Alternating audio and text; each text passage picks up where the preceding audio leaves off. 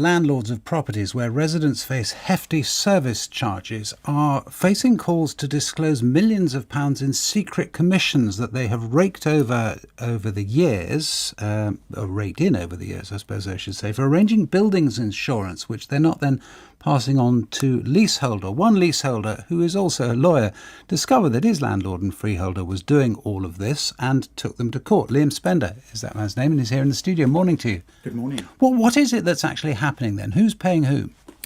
So what is happening is landlords are arranging insurance and at the same time adding on a large commission that's split between them and their insurance brokers. And this is concealed within the insurance premium, so it's paid for by leaseholders. And it happens widely? Very widely. I think any building in which the residents do not control insurance may be affected. We think there are up to 900,000 flats involved.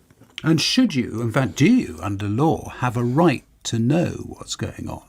Yes, you do. If in a circumstance like this, if someone takes money and agrees to perform a particular task, like arranging insurance, if they want to take any of that money for themselves, they're obliged to tell you in advance and to give you all the information you need to say yes or no. And it wasn't happening in your particular case, in the block you lived in. What was the outcome of the case? In my case, it was a slightly different forum because I was challenging the other items in the service charge. But in my case, they settled the insurance commission element. Right. So in other words, you got the money back? We did, yes.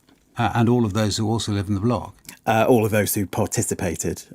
So you can only help the people who sign up. And is that then potentially, I mean, are we just looking around the country, are we talking potentially then about thousands, tens of thousands, hundreds of thousands of people potentially signing up to an action that ends in significant amounts of money being returned to them? Yes, I mean, in every town, in every city, there's likely to be a block affected. The FCA reported, the Financial Conduct Authority reported last year that there was 1.6 billion in insurance premium paid in 2019 to 2020. And using their estimate of a 30% commission would mean just in that 3-year period, there's about £480 million of this commission that's around and potentially recoverable.